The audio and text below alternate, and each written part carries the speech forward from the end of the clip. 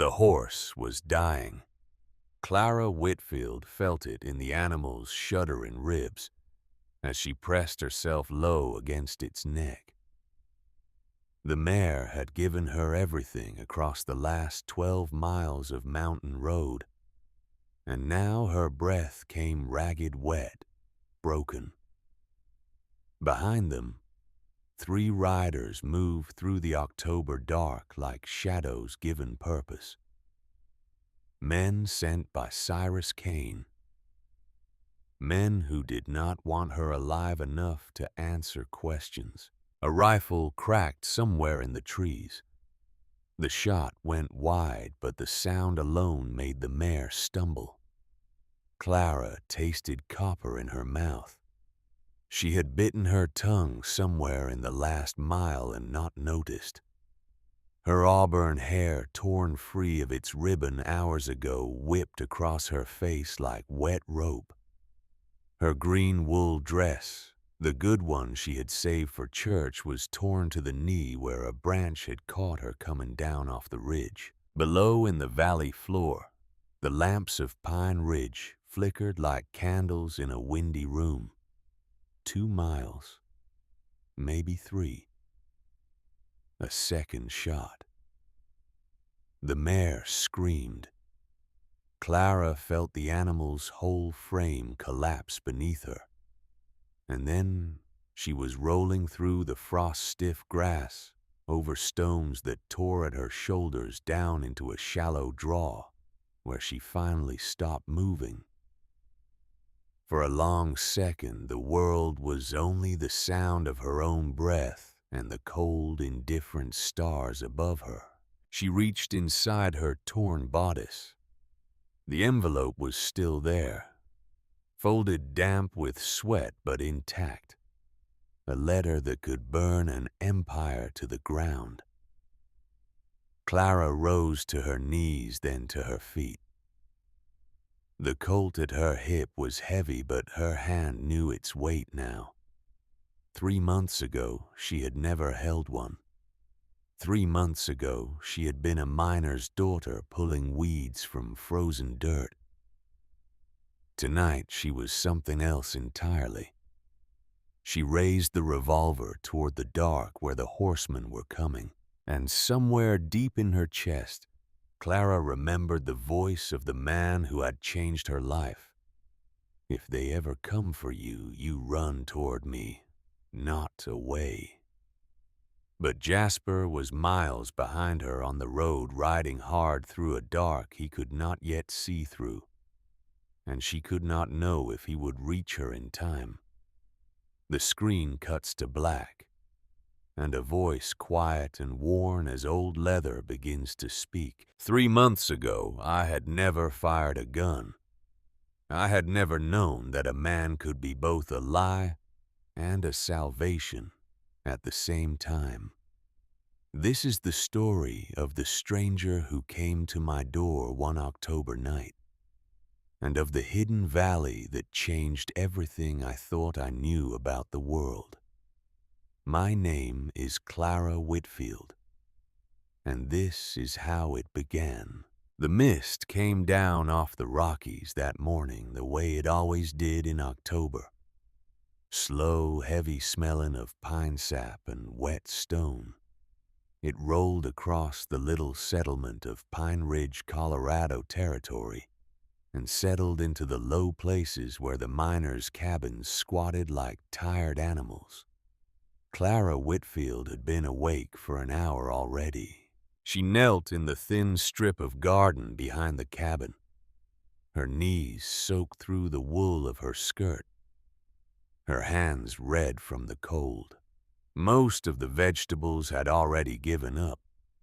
A few late cabbages clung on tough and sullen, and she pulled the last weeds from around them with a patience born of doing this work every year since she was 8. Her hands were not soft. They had never been soft. The skin across her knuckles was cracked and her nails were cut short. And even the way a working woman kept them. She was 23 years old. She had a face that strangers sometimes called pretty before they looked into her eyes and realized they had used the wrong word. Her eyes were green like river water in shadow, and they had the stillness of someone who had already learned most of what the world had to teach about disappointment. Inside the cabin, her father coughed. It was a wet breaking sound, the kind that had no good end. Ezekiel Whitfield had been a carpenter in Missouri once, a tall man with straight shoulders and steady hands. In 1858, when the first word of Colorado gold reached the farms along the Mississippi, he had packed his young wife and his 3-year-old daughter into a wagon and gone west. He had been 34 years old. He had believed the earth was about to hand him a fortune. 20 years of pulling rock and breathing silica dust had taken his wife 2 unborn children, his savings, and most of what was left of his lungs. At 54, he looked 70. Clara stood up from the garden and wiped her hands on her apron. Through the kitchen window, she could see her younger brother and sister moving in the half-light. Jessie was 10 thin as a fence rail, with their mother's dark hair. Ruth was 8, a quieter child, serious in the way only small girls in hard places learn to be. They did not know yet what the letters in the tin box meant. Clara hoped they would not know for a long time. She went inside. The cabin was 1 room down and a sleeping loft above. The stove threw off a thin heat that did not quite reach the walls. Ezekiel sat in the rocking chair by the fire, a blanket across his knees, his chest moving too fast. He smiled when he saw her. He still smiled. Clara did not know how he managed that. "Morning, Papa." "Morning, child." She went to the shelf above the stove. Her hand moved past the flour tin, past the tea, and stopped at a small dented tin box that had once held tobacco. She took it down. She did not open it where the children could see. She carried it to the small table in the corner where she kept her mending, and there, with her back to the room, she lifted the lid. 3 letters inside. The first was 4 months old, dated July. Polite language. A reminder of an outstanding debt. The second was from September, less polite. The third had come only 8 days ago, and it was not polite at all. The paper was heavy cream stock. The letterhead read, "Bank of Denver, Cyrus Kane Collections." The script was black and sharp. "Mr. Whitfield, this office will not write again. Payment of $2,847 plus accumulated interest and legal fees must be rendered in full no later than November 15th. If payment is not received, we will proceed with seizure of the Whitfield claim, the cabin, and all improvements thereon, livestock and personal property of value. Further legal action against your person will be pursued at our discretion. Regards, Kane." Clara closed the box. She had read the letter so many times she could recite it. $2,847. Her father had earned in a good month $30 off the claim. In a bad month, nothing. They had not had a good month in 3 years. She stood there a long time with her hand flat on the lid. Behind her, Ezekiel coughed again, and this time it did not stop for almost a minute. When it finally did, Clara heard him wheeze, and then heard him try to hide the wheeze. He had always tried to hide his suffering from her. It was the one part of being her father he had never been willing to give up. That night, after the children slept, he called her to his bedside.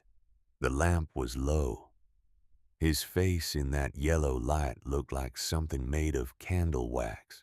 "Clara, I'm here, Papa. Sit." She sat on the edge of the bed. His hand found hers. His fingers were so cold. "Your mother would know what to say." He paused, gathering breath. "I don't. But I have thought on it, and I can't see another road." Clara waited. She had known this was coming. She had known it for weeks. "You have to marry, girl. Someone steady. Someone who can take on what I cannot. Papa, hear me out. Please." His eyes filled and he blinked the wetness away with a stubbornness Clara recognized as her own. "I have failed you. I failed your mother. I cannot fail Jesse and Ruth. And I cannot protect you from what is coming. Not alone. Not now." She held his hand and did not answer. There was no answer that would not break one of them. They sat together in the small lamplight, and the wind moved against the shutters, and somewhere in the distance a dog was barking at nothing. Clara went up to the sleeping loft when she was sure he had fallen asleep. There was a cracked square of mirror nailed to the wall up there. It had been her mother's. In the yellow light of her candle, Clara looked at herself for a long time. A tired young woman looked back. A woman whose hair had lost its shine, whose shoulders had started to round from carrying water and chopping wood and holding up a family. 23 years old, and already she could see where her face would line, where her mother's last years would show themselves. She blew out the candle. She lay in the dark and listened to her father breathing below. It did not sound like the breathing of a man who had a year left in him. She let herself cry, but only a little, and only into the blanket where the children could not hear. 3 nights later, the stranger came. The wind had turned that afternoon. By sundown, the first spit of snow was in the air. Dry little flakes that did not stick, that moved across the valley like grains of salt flung by a careless hand. Clara had bolted the door at dusk. Ezekiel was dozing in his chair. Jesse was whittling a stick by the fire. Ruth was curled against Clara's leg with a book she could not quite read yet, sounding out the hard words, content just to be held. The knock came at 7:30. 3 times, firm, even. Not the nervous knock of a man bringing bad news. Not the loud knock of a drunkard. Something steadier than either of those. Ezekiel was up before Clara could say a word. His body was failing him, but his instincts were not, and he had the old shotgun down from over the door and in his hands before she had stood. Jesse moved to the children's corner and pulled Ruth behind him. Clara stepped behind her father. "Who's there?" A voice came back through the plank door. A man's voice, deeper than most, unhurried. "My name is Nathan Walker. I've come with an offer for the master of the house. I mean no harm, and I am not armed in my hand. I'll wait while you decide." Ezekiel looked at Clara. Clara nodded once. He opened the door. The man who stood on the porch was tall enough that he had to stoop a little to see inside. His shoulders were broad under a worn buffalo coat. A black beard cut short and neat framed a mouth that did not smile. Frost had settled into the beard and into the brim of his hat. His eyes, when he took the hat off, were blue. A blue so pale and so steady that for a second Clara could not look away from them. He stepped inside at a nod from her father. He pulled off his gloves slowly.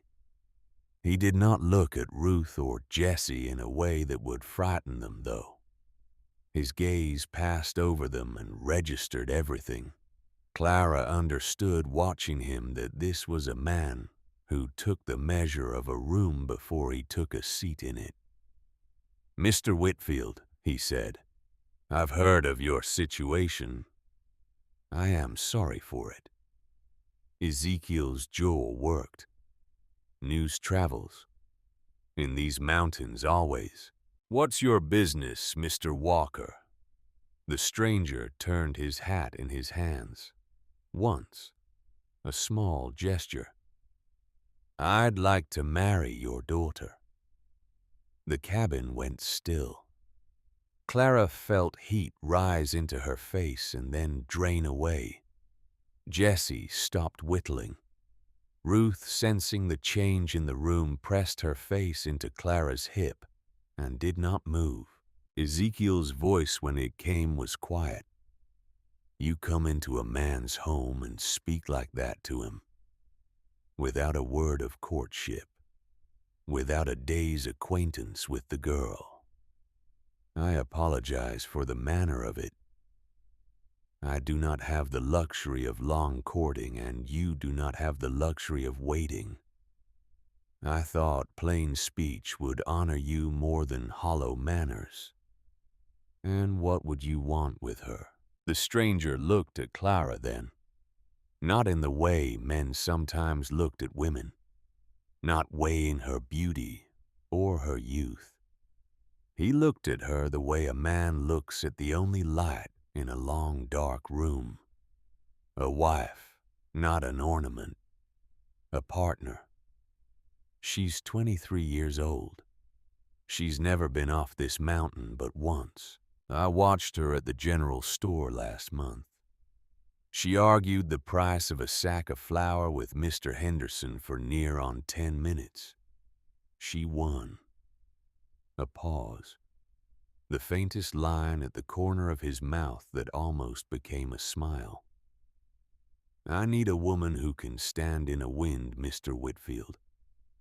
I have met enough who cannot." Ezekiel set the shotgun down. He lowered himself into his chair, slow as an old hinge. "And what would you give in return?" "Payment of all debts to Mr. Kane in Denver. Firewood and flour for this family through the winter and the next. Medical care for you if you will accept it. A standing offer of employment for Jessie when he is of age. Schooling if Ruth wishes it." The numbers sat in the cabin like furniture no one had ordered. Clara could not breathe properly. She did not know if she wanted to laugh or weep or run out into the snow. She spoke for the first time. Her voice came out smaller than she wanted. "And what do you ask of me, sir?" The stranger turned to her fully. "Your honest partnership, your presence in my home, your good faith. I ask nothing that a husband may not honorably ask of a wife. I will not hurry you in any matter that concerns your person. I give you my word." He did not smile when he said it. He did not soften his voice. He simply said it the way a man swears on a Bible. Clara's hand, without her willing it, had closed around Ruth's small shoulder. "Why me?" The stranger was quiet for a breath. Because you looked tired at that store and you still did not back down.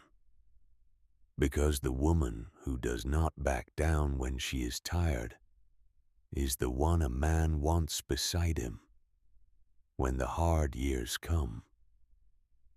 Ezekiel put his face in his hands. Clara, to her own surprise, found she could not look at the stranger. She looked down at the top of Ruth's dark head instead, at Jesse, who was watching her with his father's eyes grown up too fast. "I need time," she said. "I need to speak with my father." "You take what time you need." He stepped back from the center of the room. He set something down on the table by the door. A small paper parcel tied with twine. A little smoked ham and hard bread. Not an inducement. Only that I saw the young ones, and I did not want to come into a house empty-handed. He put his hat back on. "I'll come again tomorrow at the same hour. If your answer is no, I'll trouble you no further. If your answer is yes, we can speak of particulars then." He nodded to Ezekiel. He nodded to Clara. He did not meet the children's eyes, which was, Clara thought later, a courtesy. He went back out into the snow. After the door closed, no one in the cabin moved for a full minute. Then Jesse came close. He tugged at Clara's sleeve. "Clara." "What is it, Jess?" "That was a Morgan horse he rode up on." "A what?" "A Morgan Clara thoroughbred. $300 at the Denver stockyard. Mr. Hendricks showed me one last summer." Jesse's face was earnest, troubled. "A man who sleeps in a mountain shack don't own a Morgan horse." "Something's wrong." Clara said nothing. She only looked at the door, and at the small parcel of ham and bread on the table, and at the faint outline in the snow on the porch, where a tall man in a worn coat had stood and asked for her life. Pine Ridge had always been a town that chewed its gossip slowly like tobacco. By Sunday, the chewing had gone on for 3 days, and the town could speak of nothing else. Clara sat in the back pew of the Methodist church beside Jesse and Ruth. Her father had stayed home too weak for the walk. Reverend Thaddeus Bromley, a thin man, with a voice like a badly tuned fiddle, was giving his usual sermon about Providence. Clara was not listening. She was feeling the eyes on her back. In front of her, 2 rows up, sat Mrs. Opal Mercer, a widow of some 60 years, whose chief occupation in life was knowing everyone else's business before they knew it themselves. Mrs. Mercer's hat was a great black thing that looked like a crow had landed on her head. She turned her chin just enough that her voice carried back to Clara while still pretending to face the pulpit. "A mountain man, they say. Bachelor. Lives up past the Thornton cutoff all alone. Come down to cry for a wife because he can't find one who'll tolerate his wolves." Her companion, Mrs. Birch, whispered back, "And the Whitfield girl, does she know what she's doing?" "The Whitfield girl will do what the debt tells her to do, like the rest of us would." Clara's fingers whitened on her prayer book. After the service, as the congregation filtered out into the cold sunlight, Mrs. Mercer moved in a way that accidentally placed her in Clara's path. She patted Clara's arm with a hand that was very soft and not at all kind. "Dear child, a word." "Yes, Mrs. Mercer." "This man, this Walker." The widow's eyes were shrewd. "There was a woman in town last week. A lady. Silk dress, real silk, and a hat that had to cost $15. She was asking after a man. Tall, dark-bearded, blue eyes. Said she thought he might be hiding up this way. Clara's stomach cooled. A woman, fine as anything. Denver, fine. She would not give a name. She was asking at Henderson's and at the livery. She looked like she was used to being answered. Mrs. Mercer's fingers tightened a fraction on Clara's sleeve. I would not trust, child.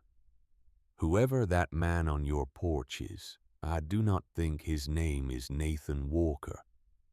I do not think he is who he says he is. Clara made some polite sound. She walked the children home through the snow. She did not mention Mrs. Mercer's warning to her father. That afternoon, true to his word, the man who called himself Nathan Walker came back. He did not come into the cabin this time. He had not been invited inside a second time, and he seemed to understand that an answer had not been given yet. He sat on the porch rail in the weak afternoon sun, and Clara came out and sat on the porch step, and they spoke. He had brought things.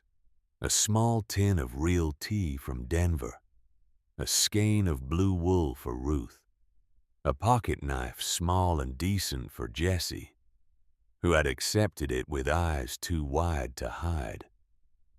Clara sat with her hands around a cup of the tea he had brought, which she had brewed from the tin and carried outside. The cold kept it from being too hot. Her breath made clouds. Mr. Walker. Ma'am. Who are you, really? He was quiet. The wind moved his beard. I am the man who came to marry you. That is the part that matters today. You are dodging me. I am not dodging. I am answering. But I am telling you, too, that there are things about me I would like you to hear from my own mouth, and not from a rumor. Before I tell them, I need to know one thing, which is... He turned his head and looked at her. His eyes in the cold light were almost gray.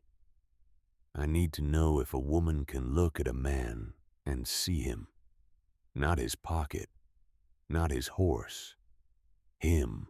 Clara held the cup tighter. Mr. Walker, I have never looked at any man's pocket in my life. That is not the kind of problem a woman like me has had. A small sound came out of him. It was not quite a laugh. It was the beginning of one caught in his chest and not let out. That, he said, is the most hopeful answer I have ever been given. They sat a while longer. The sun moved down behind the nearer ridge. The stranger, whoever he truly was, rose and put his hat back on. I will not press you, Miss Whitfield. I told your father I would come tomorrow. If you send me off, I will go and not come again. And if I don't send you off, then I will take on your father's debt in the morning before anything else is done. I will not take possession of your hand until the weight is off your family.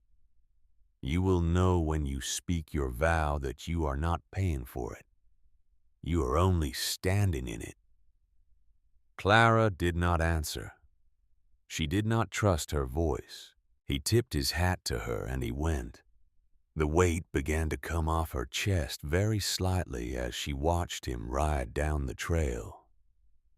For just a moment, she let herself imagine that this was real, that a good man had found her, that the world was for once going to give something back. She should have known. The world, in her experience, did not give. The world collected. Cyrus Kane came the next afternoon. He did not come alone. Clara was at the well hauling water for the wash when she heard the hooves. 4 horses. She straightened, pushed her hair back from her face, and saw them cresting the low rise at the edge of the property. 1 man in a black coat in front. 3 men behind him with silver stars on their lapels. Not lawmen, company men. Hired guns pretending to be lawmen, which was worse. Kane was a thick man, red-faced from drink and weather, with a nose that had been broken at least once, and a mouth that worked on a wad of chewing tobacco as he rode. He pulled up in front of the cabin and swung down heavy. Ezekiel came out onto the porch. Clara set the water bucket down and came around fast. Kane spat a brown stream into the dirt by the porch step. He tipped his hat in a way that was not respect. Mr. Whitfield. Miss Whitfield.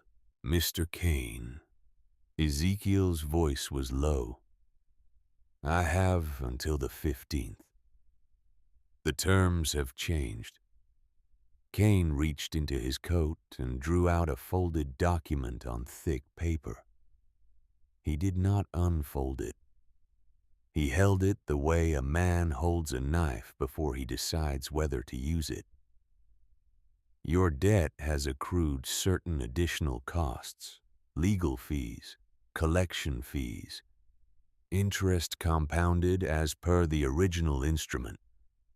The total now stands at $3,400. Ezekiel staggered. Clara moved to his elbow. You can't. I can miss. The note your father signed said I could. Kane's eyes moved to Clara, slow and appraising. And there's this other matter. He unfolded the paper. Warrant for the arrest of 1 Ezekiel Whitfield. Fraud. Signing a debt instrument with intent to deceive, knowing the claim had been played out. State of Colorado versus Whitfield. 10 days, Mr. Whitfield. 10 days and either you produce $3,400 or my men escort you to a courthouse in Denver to answer to the charge. That's a 5 to 10 year sentence if the jury is kind. Jessie had come to the window. Ruth was in the doorway, her hand in her mouth. Clara wanted to tell them to go inside, but could not find her voice. Ezekiel's knees buckled. He caught himself on the porch rail, and then he began to cough. And once he began, he could not stop. And bright flecks of red came up onto the wood and onto his own shaking hand.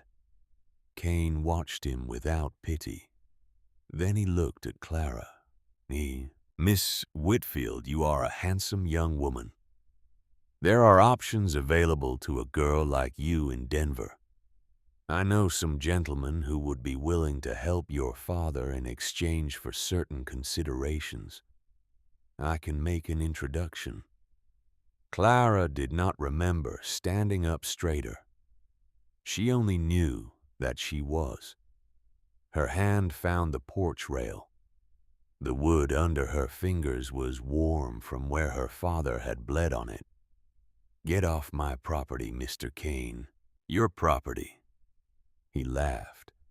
For another 10 days, girl. Off. He looked at her a long moment. Whatever he saw in her face made him choose not to press it. He spat again, climbed back onto his horse, and turned his men around, and they rode away without hurry, which was somehow worse than if they had galloped. Clara got her father inside. She cleaned the blood off the porch rail with a rag from the well bucket. She stood a long time scrubbing the same spot long after it was clean. That night, by the last light of the kitchen lamp, Ezekiel told her the truth he had been carrying for 5 years. The note was for $800. Papa, 800 Clara. That's what I signed for. His voice was hoarse from the coughing. Your mother was dying. The doctor in Denver said there was a treatment, a new one. I did not have $800. Kane did. He advanced it. I put the claim in the cabin down as security. Clara pressed her hand over her mouth. The treatment did not work. Your mother died in the spring. I have paid Kane $480 in the years since, and every quarter he has come back with a new piece of paper, saying I owed more than the quarter before. I did not understand for a long time. By the time I did, it was too late to argue. Papa, that is not a debt. That is a trap. I know, child. I know. He reached for her hand. His fingers had so little strength in them. I failed your mother. I was trying to save her. I could not. I have tried to keep us whole since. I cannot. If the man on the porch yesterday is a true man, you must go with him. If he is not, I will find another way. But Clara, I cannot fail the children the way I failed her. Clara held her father's hand while he cried. He had not cried in front of her ever. Not once in 23 years. Not when her mother died. Not when his cough started. Not when the first letter came. He cried now. She went up to the loft when he had fallen asleep at last, and she stood again in front of the cracked mirror. The face in the glass was not the face she had seen a week ago. It was harder. The jaw was set. The eyes were not tired anymore. They were awake. Something in her had moved from waiting to deciding, and she could see the exact place on her face where the change had happened. She blew the candle out. She did not cry that night. She did not have any crying left. In the morning, before the sun was properly over the ridge, she heard the creak of a wagon coming up the frozen road. She went to the window. The stranger had come. He had a second team with him this time, and the wagon behind them was stacked high with sacks and crates. Flour, sugar, cornmeal, a bolt of thick winter cloth, a small wooden box that Clara would later learn contained laudanum and cough tinctures from a Denver apothecary, a cord of split dry firewood, more than a month's worth of everything the family needed. He was already unloading it by the time she got her shawl on and stepped out onto the porch. She watched him for a moment before he saw her. His breath was a white plume in the cold. He worked with the economy of a man who had done hard labor all his life. But his coat was good wool beneath the worn leather outer, and his boots were new. She walked down the steps. He straightened when he saw her. He took his hat off. He did not speak first. He let her speak. Mr. Walker, Miss Whitfield, I will marry you. He did not smile. His face softened, which was a different thing. Thank you. I have conditions. Speak them. Clara drew a breath. The cold air hurt her chest. I am not a debt being paid. I am not livestock. I am a person. If you ever forget that I will leave you no matter what promise I have made, and no matter what I have signed, I will walk back down this mountain in my shoes if I have to. I will never forget it, Miss Whitfield." He said the words as if he were swearing them on iron. "I have never forgotten it. One more thing. Yes, whoever you truly are, Mr. Walker, whatever your true name is, I will hear it from you before the month is out. I will hear it from your own mouth, and I will judge then whether I stay or whether I go. That is the bargain." The pale blue eyes held hers a long time. "That is the bargain," he said quietly. "I accept it." They stood in the snow in front of the loaded wagon. Behind her, the cabin breathed its small, thin breath. The mountains in the distance caught the first gold of the sun. Clara Whitfield, 23 years old, extended her hand to the stranger. He took it, and somewhere far up the pass, in a hidden valley she could not yet see, a great timbered house was waiting for its new mistress. Its windows lit against the cold, its secret still kept. The wedding happened in Reverend Bromley's chapel, on a Tuesday morning with no one present but Ezekiel Jesse Ruth and a witness pulled in from the livery across the street.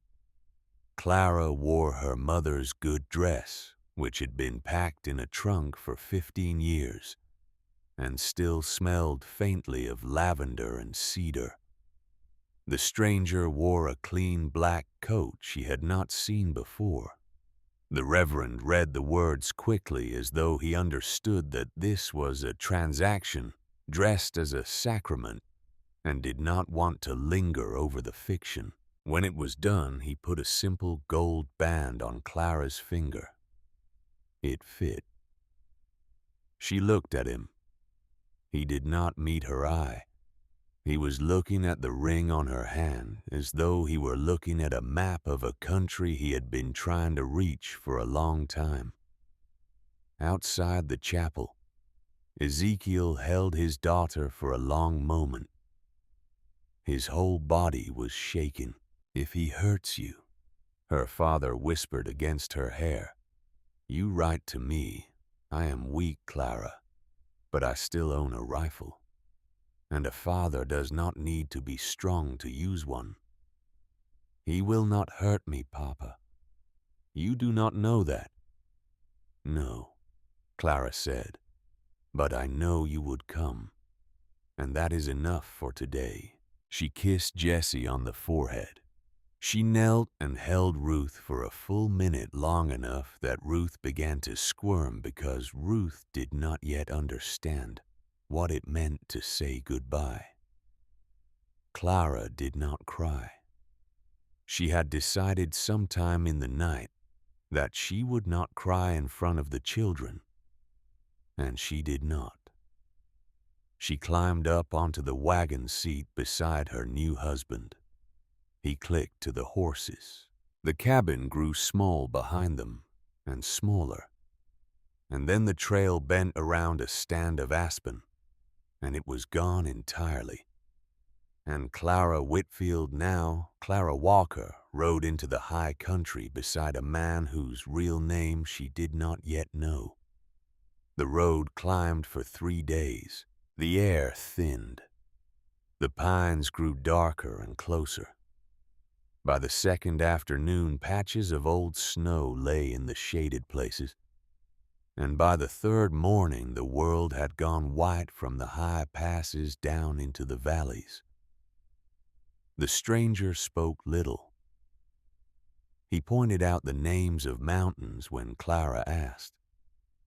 He read the clouds aloud when the weather turned, telling her which wind would bring snow and which would only bring cold. He handled the team with the kind of quiet that only came from having done a thing 10,000 times. Clara watched him work. She watched his hands on the reins. Clean hands. A workman's hands, yes, but clean in a way a lumber cutter's hands did not stay clean. No pitch in the nails. No rope burn across the palms. The calluses on his thumb and trigger finger were the calluses of a man who rode and shot, not the calluses of a man who swung an axe. On the second evening at a high, narrow pass, two riders met them on the trail. They had the look of men who had been watching the road. Their horses were fresh.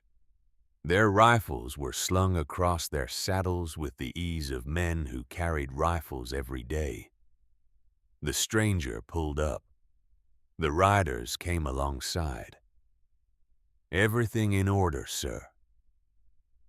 The word "sir" hung in the cold air like a bell that had been rung before anyone remembered to stop it. Her husband's eyes flicked once to Clara. "Everything's in order," he said shortly. "Go on with your patrol." The two men tipped their hats. They did not look at Clara. They turned their horses and disappeared up a side trail that had not existed as far as Clara could see until they rode into it. He clicked the team forward. Clara said nothing. She pretended to fix her shawl. Inside her chest, very quietly, the first real alarm began to ring. That night, they camped beside a creek that had not yet frozen. He rolled out two separate bedrolls 3 yards apart, neatly spaced by unspoken agreement. He banked the fire carefully before he lay down. He said good night to her and rolled away onto his side. Clara waited until she heard his breathing slow. Then she watched him. Sometime past midnight, he stirred. He sat up silently. He drew a folded paper from inside his coat. By the low red glow of the banked fire, Clara saw him write something on it.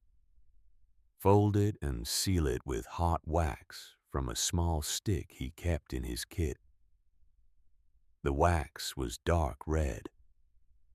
When he pressed his signet into it, the firelight caught the mark just long enough for Clara to see. A double pine tree, crossed. He slipped the letter back inside his coat and lay down.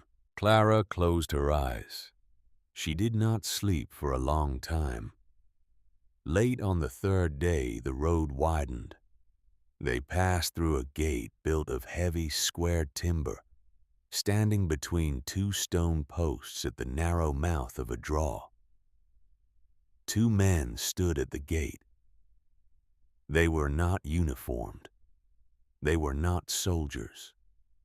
But they were armed, and they were alert, and they stepped aside with that same brief gesture of deference when her husband nodded to them. The trail dropped. It came down into a broad, sheltered basin, walled by dark timber on 3 sides, and open to the south where a clear river ran. The light down there was softer than it had been on the passes. Meadowland still held green under the skim of snow. Clara could see cattle, a small herd in a pasture off to the east. She could see smoke rising from chimneys. They did not go to the chimneys. He turned the team off the main trail and drove it up a side track for another half-mile. And there, in a quiet clearing against the pines, stood a log cabin. 2 stories. A wide porch. A small barn behind. A stone well. A smokehouse. It was a handsome cabin, far better than the one Clara had grown up in. But it was not wealth. It was the home of a solid working man. He set the brake. "This is our place." Clara looked at it. Something inside her chest eased a fraction of a turn. Not a palace, not a lie of the size she had feared. Only a cabin. "It is more than I expected," she said. He glanced at her. There was something careful in the glance. "It is what I wanted you to see first." She did not know then what that sentence meant. She would know before the week was out. The inside of the cabin was warm and clean. Someone had laid a fire in the great stone hearth. Someone had left fresh bread under a cloth on the kitchen table. Someone had turned down the bed in the small second room upstairs, which he told her was hers, because he had slept on the main floor in a smaller bed, and would continue to do so until she said otherwise. Clara understood within hours that someone had prepared this cabin for her arrival. She did not ask who. She unpacked her small trunk. She hung her dresses on the pegs in her room. She went downstairs and began, without being asked, to put the kitchen in an order that made sense to her. That first night after supper, he went out to check the horses. Clara sat by the hearth with her mending on her lap and did not mend. She looked at the west window. The pines out there were black against a deep blue sky. The moon had not yet risen. Through a gap in the trees, far off, perhaps 2 miles distant, she saw it. Lamps. Not one, not two. A whole line of them. Gold lights burning in tall windows, the kind of window arrangement that could only belong to a building much larger than a cabin. The lights fell in a pattern that spoke of 2, possibly 3 stories. The pattern was too regular, too full, too bright. It was not a miner's shack. It was not a bunkhouse. It was a house. A very large one, lit for someone. Clara watched for a long time. When he came back in, he stamped the snow from his boots and took off his coat. She did not turn to him when she spoke. "Who else lives in this valley?" "No one down this way. The logging camp is on the west side, about an hour's ride. Some company land agents keep quarters there." "Are there lamps at the camp tonight?" He paused in the act of hanging his coat. "Always. A camp of that size runs on lamps." She turned her head very slowly and looked at him. "Mr. Walker, the lamps I am looking at are not an hour's ride. They are not on the west side. They are 2 miles straight west through those pines. They are not a camp. I have seen camps. A camp does not have tall windows." He did not speak for a moment. "Clara, don't." Her voice was quiet. "I am not asking tonight. I said I would give you until the end of the month. I will keep my word. But do not tell me there is no house out there. I have eyes." She stood up. She folded her mending. She walked past him and went up the stairs to her room. She lay in bed awake, listening to him move around downstairs, listening to him bank the fire, listening to the silence after he finally sat down. Sometime close to dawn, she made a decision. The next morning, she waited until he had gone out. He had said he would be working late. She made a small breakfast for herself, cleaned the dishes, wrapped a shawl tightly around her shoulders, and stepped out into the cold. The prints of his boots led west through the pines. She followed them. The walk was longer than she had expected. The pines closed tight for a mile, then opened onto a long slope of old snow patched with rock. She kept to the cover of the trees. Twice she heard voices somewhere below her, and she crouched until they had passed. Men on horseback. Workmen no one she recognized. At the top of the final rise, she stopped. The valley beneath her was enormous. It was not the same valley she had entered the day before. Or rather it was, but it opened here into a second basin, broader and richer, sheltered by higher walls of timber. Through the middle ran a bright river. On both sides of the river, as far as Clara could see, lay evidence of a vast working enterprise. A sawmill, steam coiling from its stack. Log ponds, rows of worker cottages, neat, painted with curls of chimney smoke. A long bunkhouse. A clapboard schoolhouse, and beside it, a small white church. And beside that, a building she would later learn was the infirmary. And in the center of all of it, above the river and facing south, set on a gentle rise of cleared ground, with a carriage road winding up to its doors, stood a house. It was 3 stories of dark timber and pale stone. Wide porches wrapped 2 sides. Tall windows. 4 chimneys. The kind of house that the rich men of the eastern cities built when they came west and decided not to go back. Clara put her hand against a pine trunk to keep her legs under her. She had seen houses in picture books. She had never seen one in a mountain. She walked down into the valley. She did not hurry. She did not hide. If anyone had stopped her, she would not have had the breath to answer them.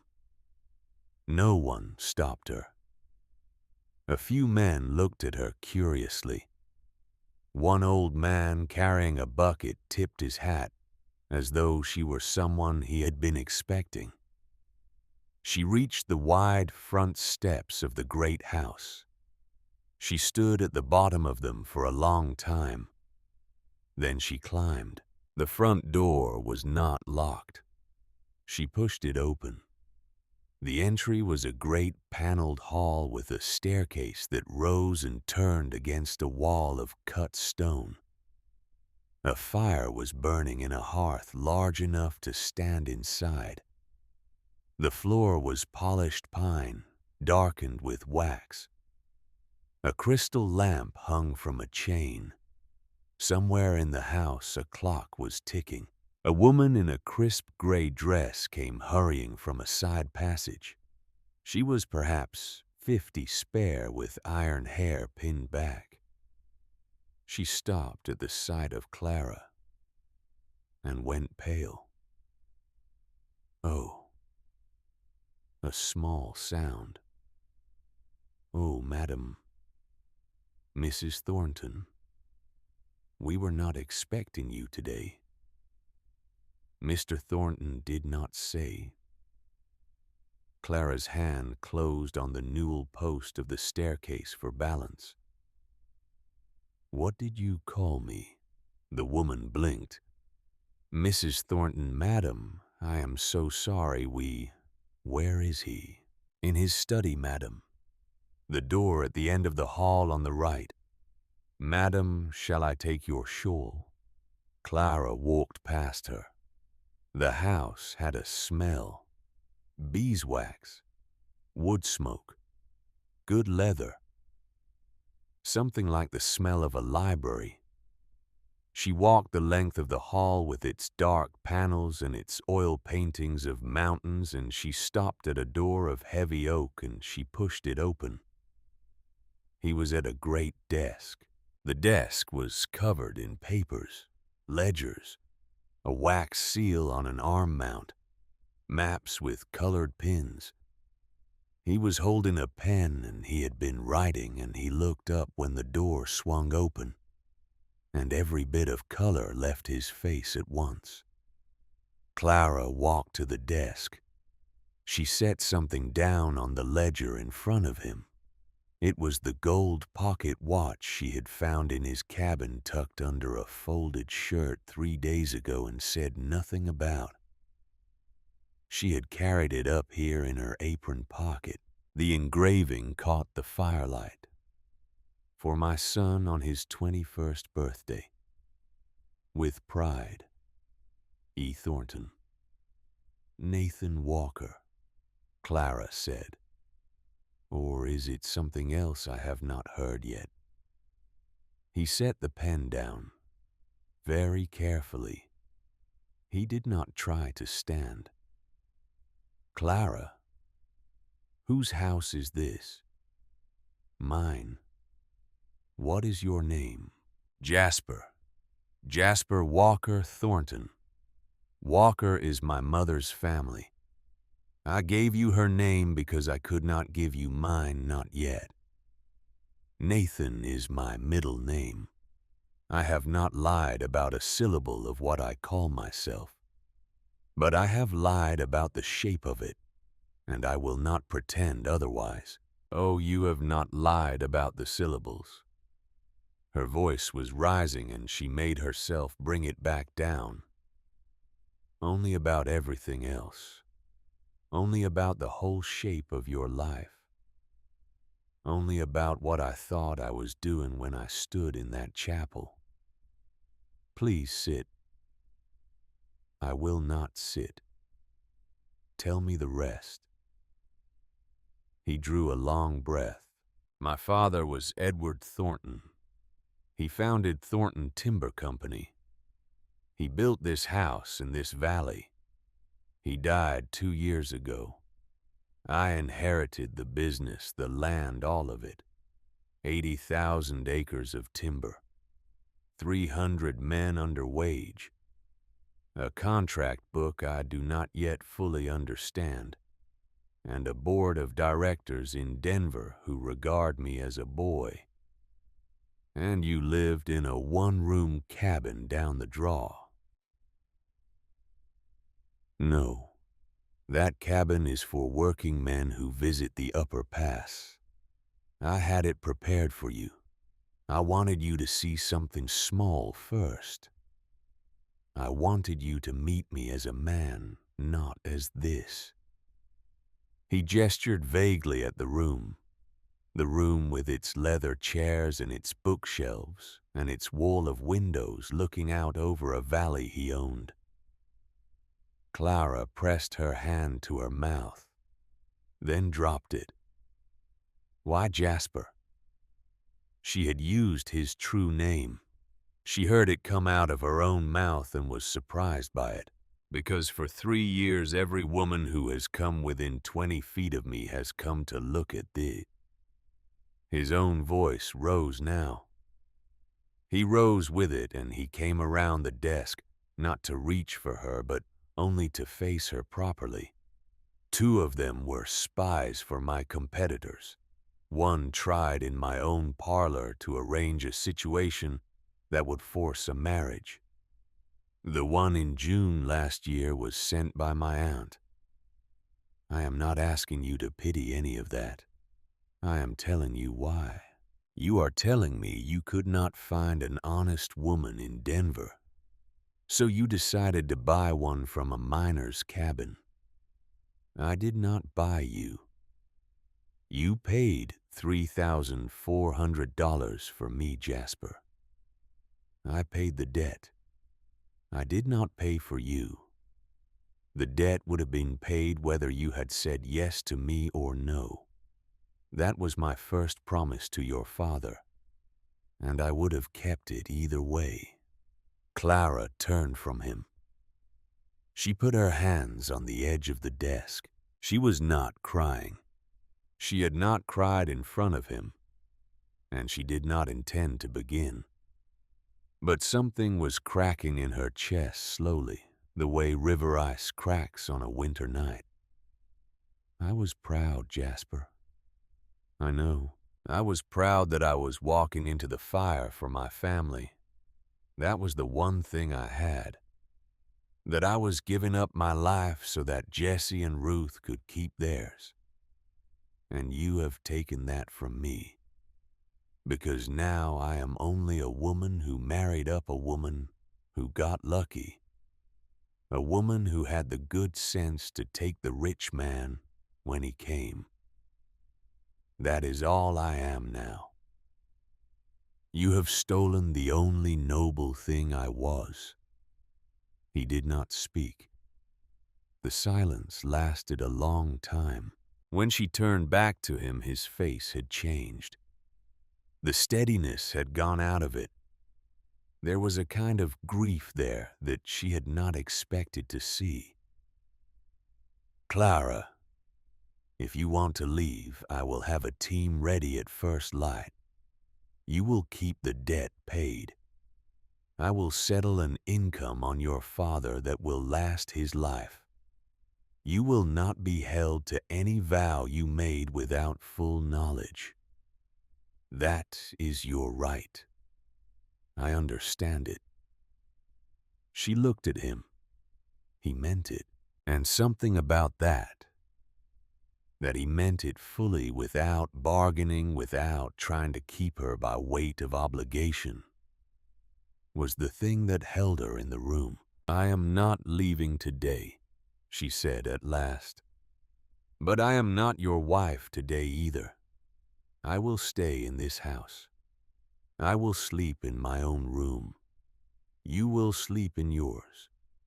I will walk this valley and I will meet the men and women who work for you. And I will decide in my own time who you are beneath the name you gave me. When I decide, I will tell you. Yes. And if I decide that you are not worth my trust, Jasper Thornton, I will ride out of here with nothing but my shawl and I will never look back. Do you understand me? I understand you. She walked to the door. She stopped there, one hand on the frame. She did not look at him. The housekeeper called me Mrs. Thornton. Her name is Mrs. Gatlin. She runs the house. I told her yesterday that my wife would be coming up to meet her. She is careful. She will not push. She will give you room. Good, Clara said. She walked out of the study. In the hall, Mrs. Prudence Gatlin was waiting with Clara's shawl folded over her arm. The old woman's face was composed. Her eyes, Clara noticed, were kind. They were also, Clara realized a breath later, watchful in a way that did not belong only to a housekeeper. They were the eyes of a woman who had served 3 generations of Thornton women and had learned long ago that protecting the house meant watching what came into it. Mrs. Thornton, shall I show you to your rooms? Clara looked at her for a long moment. Yes, Mrs. Gatlin. Thank you. I would like that. 2 weeks passed. Clara slept in a large room in the east wing of Thornton Hall. Jasper kept to the west wing. They took breakfast together in a sunlit room overlooking the river. They were courteous. They did not speak of the study. During the days Clara walked the valley, she walked it alone first. She walked it with Mrs. Gatlin, who told her the names of the workers and their wives and which of them had new babies, and which of them had lost a son in last winter's avalanche. Clara noticed, without at first understanding the significance of it, that Mrs. Gatlin dusted the writing desk in the guest wing more often than strictly necessary, and that she always seemed to be passing the parlor door when there were voices inside it. The housekeeper kept a small notebook in her apron pocket. Clara did not ask what was in it. There are some questions a wise woman does not ask of her allies. She walked the valley with Obadiah Crane, the yard foreman, a lean, gray-bearded man in his 60s, who had worked for Edward Thornton before Jasper was born, and who treated Clara from the first day as though she were simply and without argument the mistress of the valley. Clara saw things. She saw a sawmill that paid its men 20% above the going rate at any other operation in the territory. She saw a company store that sold flour and sugar and cloth to the workers' families at cost, not at the ruinous markups that mining companies charged their men. She saw a schoolhouse with 18 children in it, taught by a young woman from Denver, whom Jasper paid out of his own pocket. She saw the infirmary, where a full-time nurse lived in a small apartment off the ward. She saw the rules posted on a board outside the sawmill office, rules about how trees were to be taken. No clear cuts. Replanting required at twice the rate of cut. Slopes above a certain grade left untouched. She met a man named Corbin Pruitt, who had worked for Jasper for 11 years. His 8-year-old son had been kicked in the head by a bolting mule the previous spring. The boy had nearly died. Jasper had ridden to Denver himself and brought back a surgeon, and had paid the surgeon and had sat up with the boy's mother for 2 nights. The boy had lived. Mr. Pruitt, when he told Clara this story, did not look at her. He looked down at his own hands, and his voice was rough. "He's a hard man in some ways, Mrs. Thornton. He don't say much and he don't suffer a fool. But he is not like the others. He is not like those men in Denver. I hope you will see it. I hope you will stay." Clara found several hours later that she was sitting on a stump behind the schoolhouse with tears on her face, and she was not entirely sure when they had started. On the 15th day, she walked out behind the corral in the late afternoon and found her husband teaching a small boy how to sit a horse. The boy was perhaps 8 years old. He had red hair and a serious face. The pony under him was a patient old creature with a gray muzzle. Jasper was walking beside them, one hand on the bridle, speaking low. "Now you set your heels down, Thomas. Not in, down. Your heel is an anchor. If your heel is right, the rest of you cannot fall. Yes, sir. And your hands, light. You are not pulling on him. You are having a conversation with him. You are saying, 'Please, friend, this way.' You are not saying, 'By God, you will do it.' Yes, sir." Clara watched from the corner of the barn. She did not know until Mrs. Gatlin told her later that this was the son of a man named Thomas Beale Sr., who had worked the sawmill for 9 years and had been killed the previous winter when a stack of logs shifted on a skid road. Jasper had started bringing the boy up to the house once a week since. The boy's father had loved horses. The boy had never learned to ride because his mother could not afford lessons and there was no man to teach him. Clara stood at the corner of the barn and watched her husband walk beside a small, fatherless boy on a gray pony. And she watched him say, "Please, friend, this way." And she understood something she had not been ready to understand until that moment. She stood there a long time, Then she walked back to the great house.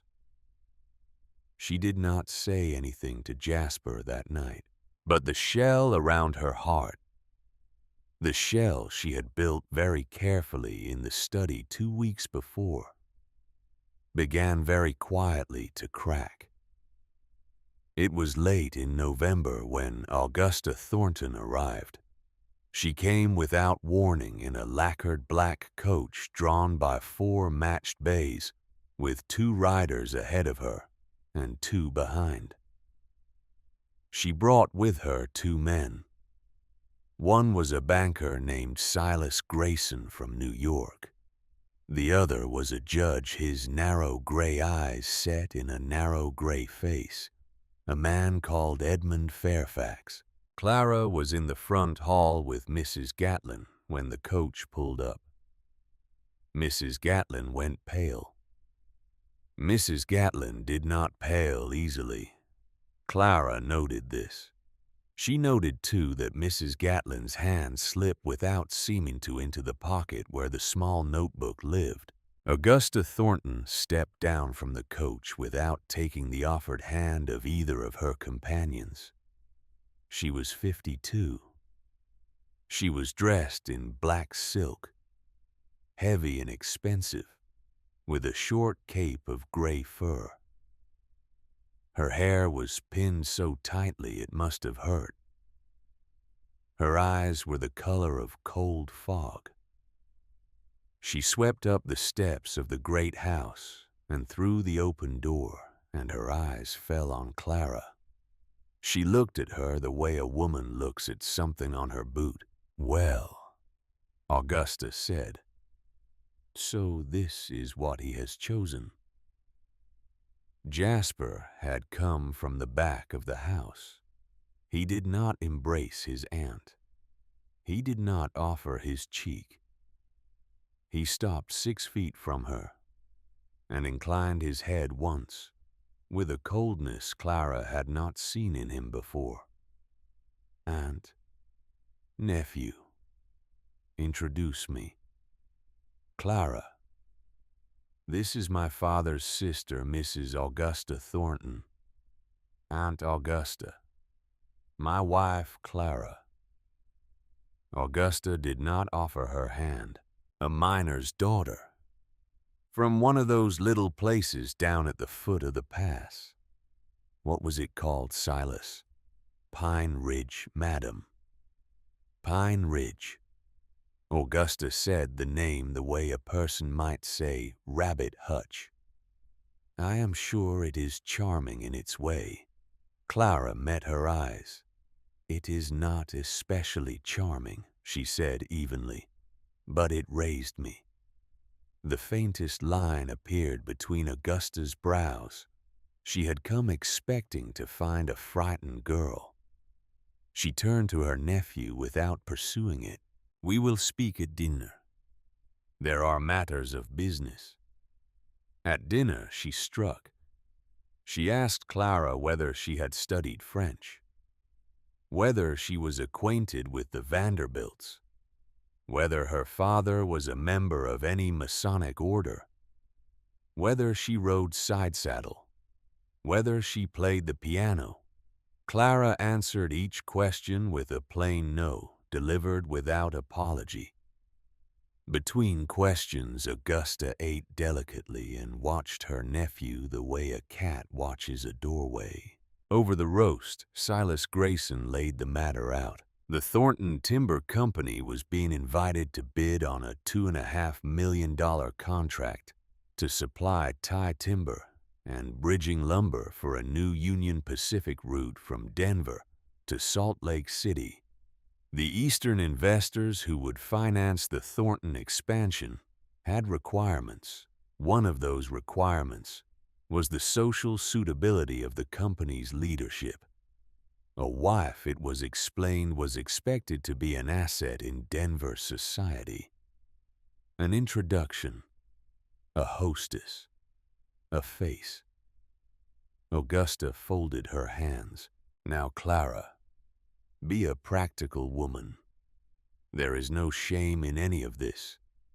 A marriage made in haste to meet an emergency is not a marriage made in front of God and society. You are a good girl, and you have been a great help to your family. Allow me to assist you further." She drew an envelope from a small leather case and laid it on the table beside Clara's water glass. $8,000, yours, today. You will sign a simple annulment paper. You will return to Pine Ridge. Your father will live out his life in comfort. Your brother and sister will be educated, and my nephew will be free to make a marriage that will not cost this family a $2 million contract. No one need know anything. No scandal, no shame, only sense. The dining room was very quiet. Clara looked at the envelope, thicker than her 3 fingers put together. $8,000 was more money than her father had seen in a lifetime. She looked up at Augusta.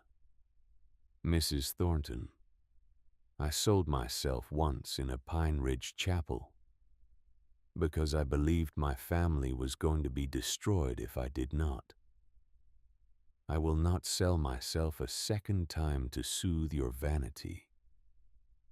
If your nephew wants me gone, he will tell me so with his own mouth. I do not leave on the word of his aunt." Augusta's eyes narrowed to slits. Jasper set his napkin down. "My wife will not be leaving aunt.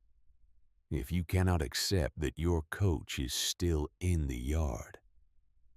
Augusta did not speak. The judge cleared his throat quietly. Silas Grayson looked into his wine. Augusta did not leave the next morning. She stayed. And 2 weeks later she struck again. An express rider came up from Pine Ridge on the afternoon of a snow day. He carried a letter in Ezekiel's hand. The hand was shaking badly. The ink was blotted where the pen had dug in too hard. "Clara, Cain has come back. He is saying the note was never paid. He is saying there is a new charge. He has taken me into the Pine Ridge jail for safekeeping, he calls it. The children are with Mrs. Mercer. They are safe. Daughter, I do not know what is happening. The man Walker said he paid. Cain says he did not. I am afraid. Come if you can. Bring someone. Do not come alone." Clara read the letter twice. She walked into Jasper's study without knocking and laid it on his desk. He read it. The color in his face did not change. Clara had come to know what that meant. When Jasper Thornton went still, the ground under a man's feet was about to move. He called for Obadiah Crane. He called for his accountant, an anxious man named Wendell Price. He called for the records of the wire transfer. Within 2 hours, they had the answer. The money had left Denver. $3,400 had been drawn on the Thornton account and deposited to an intermediary account at the Bank of Denver, the account from which, per instructions, it was to be paid out to Mr. Cyrus Kane in full settlement of the Whitfield obligation. The intermediary account had been opened in September. It had been opened by a woman. The signature on the opening documents when Wendell Price laid them on the desk was a forgery, a careful one. But the clerk who had processed the account remembered the woman who had come in, tall, gray-eyed, black silk, accompanied by a man who might have been a lawyer. Jasper stared at the signature for a long time. Then Mrs. Gatlin, who had been standing at the doorway without being called, stepped inside and laid a folded paper on the desk beside the forgery. "I believe, sir, that this may be useful." It was a telegram. It had been found, Mrs. Gatlin said simply, on the writing desk of the guest room Mrs. Augusta Thornton had occupied the past fortnight. Mrs. Gatlin did not say when she had taken it or why she had kept it. She said only that it had seemed at the time a thing worth keeping. Jasper unfolded it. Cyrus. Hold pressure on Whitfield family. If girl rides down to father, matters may be arranged. 1,000 more on completion. M.B. Clara stood behind him and put her hand on his shoulder. It was the first time she had touched him voluntarily since the study. "She paid Cain," Clara said softly, "and she paid him something on top, to keep the pressure on my father, to make me come back down, so that something could happen to me on the road. Clara, read the letter again, Jasper. Bring someone. Do not come alone. My father is a stubborn man. He would not write that unless he was afraid of something specific. She means to have me killed on the way down, or on the way back up, and make it look like Cain's men acting on their own grievance. With me dead, you are an unmarried man again. With me dead, the contract clears. With me dead, she wins." He stood up. He started to say something. She cut him off. "I am going to Pine Ridge. You are not going alone. I am Jasper. Hear me. If you ride in with 10 armed men, Cain runs. He runs, and we never hold him, and he never tells us what he knows about your aunt. And my father sits in that jail one more day. I am going. You and 4 men will follow 2 miles behind, near enough to come if I fire 3 shots, far enough that Cain will not see you.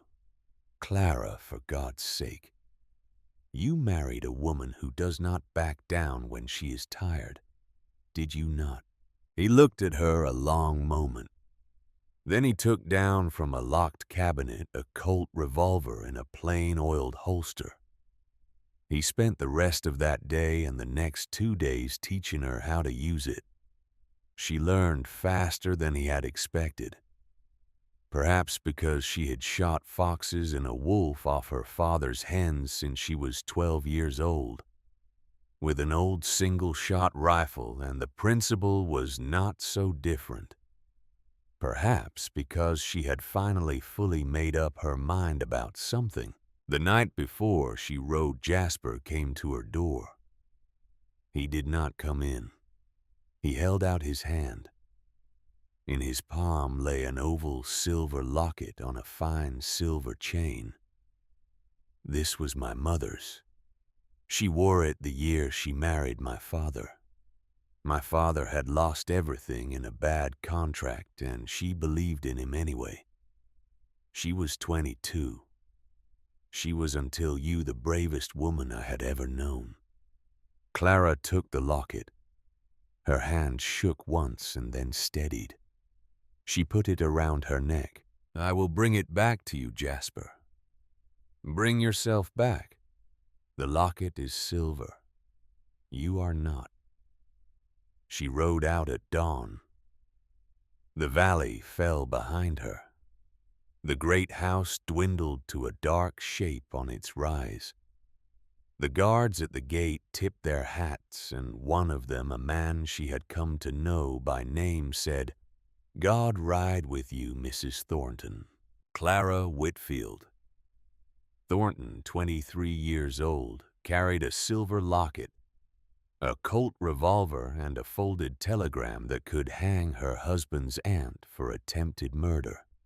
She rode down out of the high country toward Pine Ridge, and somewhere on the road between Thornton Ridge and Pine Ridge in the cold dark of a December night, 3 riders were already waiting for her. The ambush came on the second night. Clara had ridden hard 2 days out from Thornton Ridge, staying to the main road because the main road was what they would be watching and she wanted them to find her.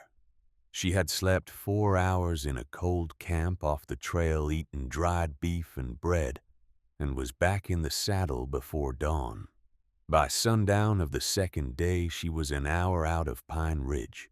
The draw came up just where she had known it would. A narrow place where the road bent between 2 rock shoulders. A place where 3 men could wait behind cover and take a single rider without much trouble. She heard the first horse shift in the dark before she saw any of them. She did not pull up. She did not break into a run. She did what a frightened woman would do if a frightened woman had been riding for 2 days and suspected nothing. She kept her pace. She hummed very quietly a hymn she had learned as a child. A rifle cracked from the rocks to her right. The shot was meant to go wide, meant to startle her, turn her, make her bolt so they could ride her down in the open. Clara had expected that too. She drove her heels into the mare's flanks and bolted as they wanted her to bolt, but she bolted forward straight down the draw between them, low against the mare's neck. The second shot clipped the brim of her hat. She came out the far side of the draw with the 3 riders closing fast behind her. The mare was fresh enough to give her a half mile. Half a mile was what she needed.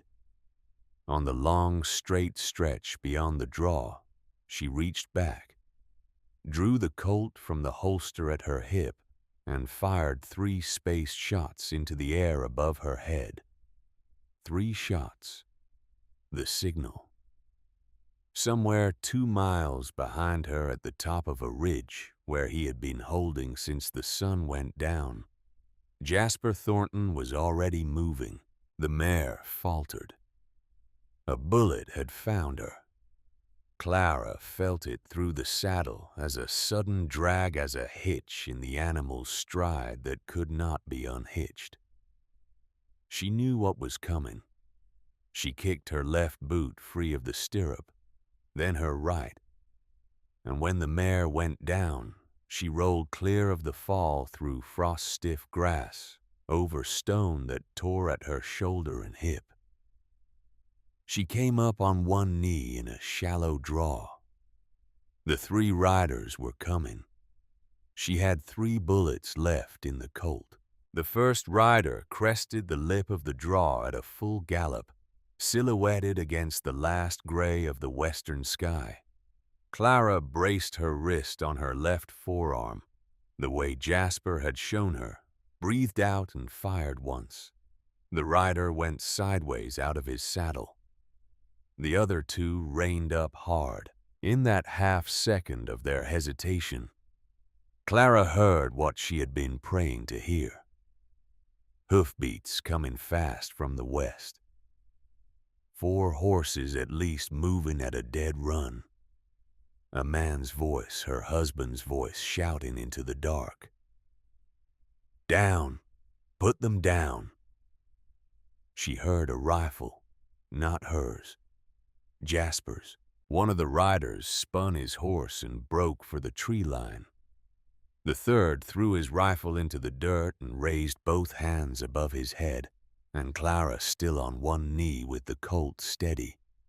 And 3 bullets she did not have to use let him stand there and shake. The first 2 Thornton men crossed the draw at a gallop and went after the one who had bolted.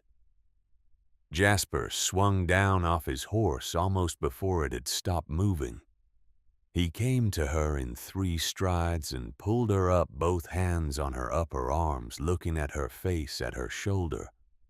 where her coat was torn at the blood on her hip from the fall. "Are you shot?" "No." "You are bleeding." "I fell off a horse. I am bleeding because I fell off a horse, Jasper. I am not shot." He pulled her against him and held her for about 4 seconds, which was the longest they had ever held each other. Then he stepped back because there was still a man on his knees in the grass with his hands in the air, and there were things to do before the night was over. They reached Pine Ridge before midnight. Clara did not go home first. She did not go to Mrs. Mercer's, where she knew Jesse and Ruth were sleeping under the widow's watchful eye. She rode straight down the main street of Pine Ridge, mud-spattered and blood-stained, with Jasper Thornton at her right shoulder and Obadiah Crane at her left, and 2 more Thornton men behind. And she dismounted in front of Henderson's saloon, and she walked in through the swinging doors as though she owned them. The saloon was half full. 15 men, maybe. A piano that stopped mid-note. Cyrus Kane was at the back table with cards in his hand and a glass of whiskey at his elbow, and 2 of his collection men across from him. And he was laughing at something until he looked up and saw her. The laugh died. Clara walked the length of the saloon. She did not hurry. She did not look at anyone else. She stopped in front of Kane's table. She drew from the inside pocket of her coat, where she had carried it against her skin for 2 days, the folded telegram. She set it on the table in front of Kane. She did not unfold it. "I know what this says, Mr. Kane. You know what this says. My husband knows what this says. My husband's attorney in Denver has a copy.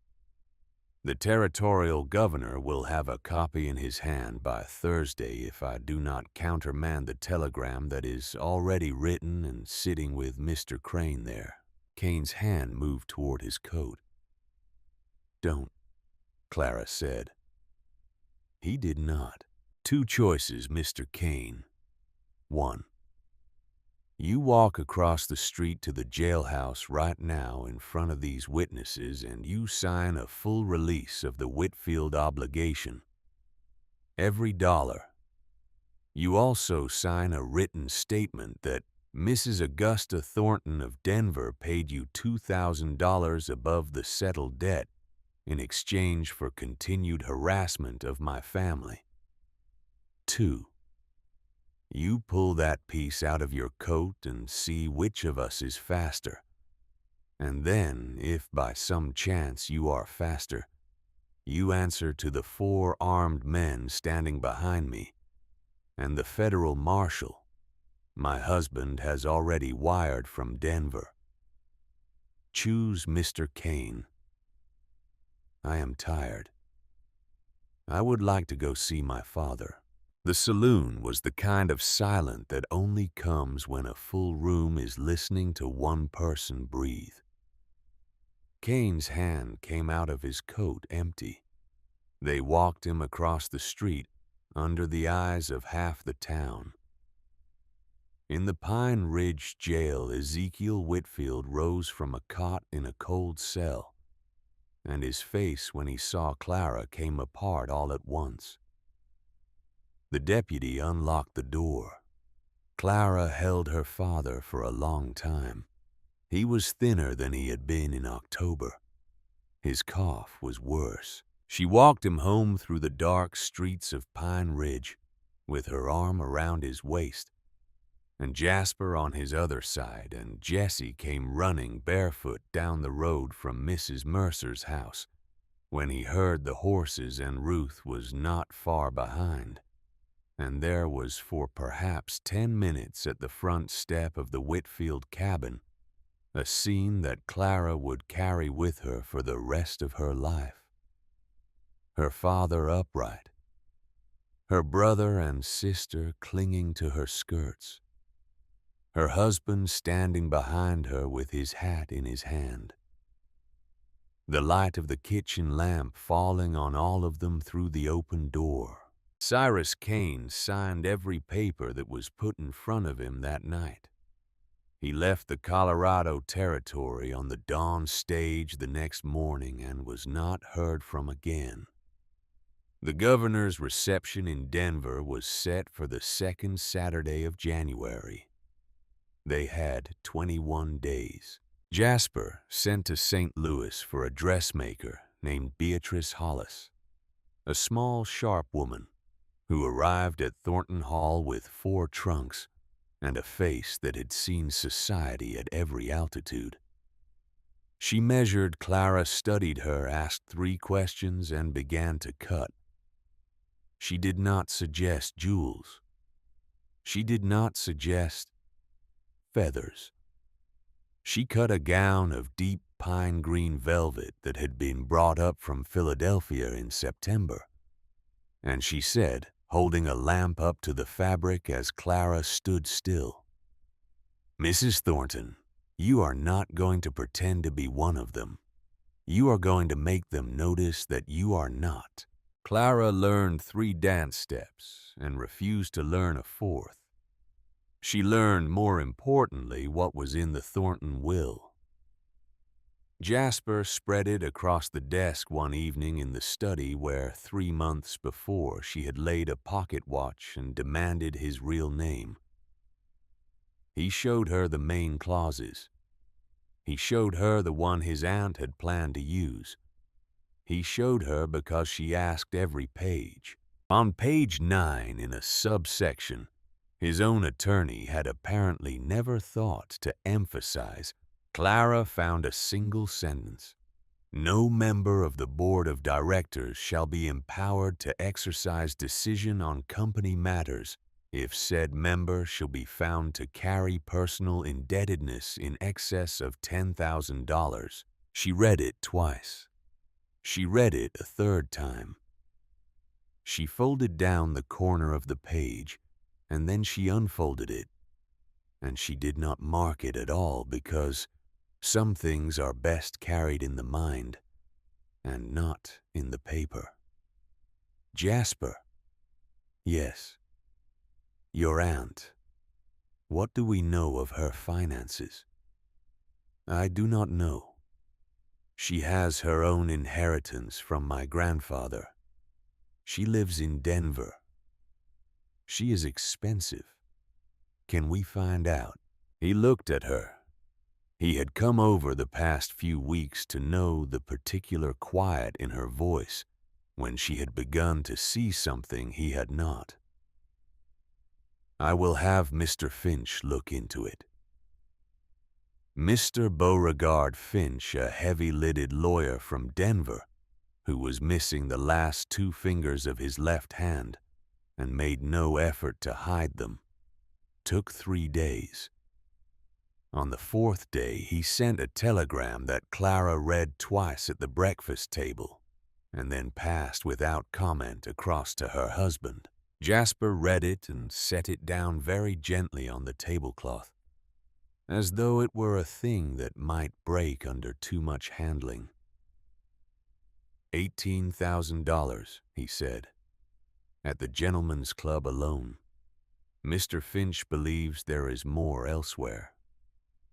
Good, said Clara. Good. That is an ugly word, Jasper. Let me use it anyway. Good. They took the train to Denver on a Thursday morning. Clara had never been on a train. She gripped the brass handle of the seat in front of her through the whole of the long climb out of the mountains, and she did not speak. The engine's smoke came back over the windows in gray sheets.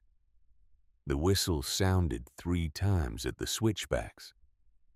When they came out onto the long plain east of the Front Range and she saw Denver for the first time, a smudge of smoke and brick under a winter sky, she put her hand to her mouth briefly. and then took it down again because she did not wish the porter to see. 35,000 people. 4-story buildings. Gas lamps on iron posts. Horse cars running on rails down the middle of wide streets. A telegraph office on every second corner. They took rooms at the American House Hotel on the corner of Blake and 16th. Clara had a suite on the 3rd floor. Jasper had the rooms adjoining. The carpets were thick enough that she could not hear her own footsteps. There was a bathroom with a porcelain tub and hot water that came out of a brass faucet, and Clara sat in that tub the first night and laughed until she cried and no one heard her except the tub. Under her door the next morning she found an envelope. It had not been there when she went to sleep. The hotel had 2 night men on the hall. The envelope had been placed with some care. Inside, on a single sheet of good paper in a handwriting, she did not know Mrs. Thornton. Do not attend the governor's reception Saturday. Mrs. Augusta Thornton has arranged a legal ambush to which you have no answer. Plead illness. Remain in your rooms. You will not be harmed. I write as one who wishes you no ill, and your aunt by marriage no good. A friend. Clara read it twice. She walked through the connecting door into Jasper's rooms, where he was shaving, and she laid it on the washstand beside his razor. He read it with half his face still lathered. A friend of your aunt's with a conscience, he said. Or your aunt herself trying to frighten you away. Or a real warning we would be fools to ignore. All 3, perhaps. He wiped his face and called for Mr. Finch. Mr. Finch assigned 2 Denver men to quietly track every visitor at Augusta Thornton's house on Arapahoe Street for the next 48 hours. By Friday afternoon, the report was in. In the 2 days before the reception, Augusta had received in her private parlor separately the 2 Eastern investors who were expected to be at the governor's reception. Cornelius Herrick of Boston on Thursday, Barnaby Vance of Philadelphia on Friday. The meetings were over an hour apiece. Jasper himself had only been scheduled to meet these men for 15 minutes of courtesies on Saturday in the governor's own drawing room. Augusta was getting to them first. She is building her case with them, Jasper said quietly, before either of them has laid eyes on my wife. Then we do not plead illness. No. We go. Yes. On Saturday morning, a telegram came up from Pine Ridge, 2 lines in her father's hand. All well. Children fine. Go fight daughter. I am proud. Clara folded that telegram small and put it in her pocket, and she carried it with her into the governor's house that evening. The governor's mansion sat behind an iron fence at the top of a long drive. The windows were lit. The house was wide and low and white with a portico of 4 pillars, and under the portico were footmen in black livery to open carriage doors. A string quartet played somewhere in the inner rooms. The smell of hot wax, warm perfume, and roasted pheasant moved through the cold air every time the great front doors opened. Jasper helped Clara out of the carriage. She wore the pine green velvet cut simply with long, narrow sleeves and a small collar high at the throat. Her hair was pinned in a simple coil. She wore no jewels, only her silver locket, which rested exactly in the hollow at the base of her neck. She did not wear a single diamond. Every other woman coming up that drive wore several. They ascended the steps. The house steward at the door read their names from a small card, drew a long breath, and announced them into the great front room. Mr. Jasper Thornton and Mrs. Thornton of Thornton Ridge. The room turned. 150 heads. The quartet did not quite stop, but it hesitated. In the eye of that turn, Clara saw Augusta in deep wine-colored silk, with diamonds at her ears and at her throat, standing beside Silas Grayson near a great stone fireplace. Augusta's face moved for 1/2 second through a small and perfect dance of emotions, surprise, calculation, and something that was almost disappointment. Then it composed itself again, and Augusta began to walk toward them across the room.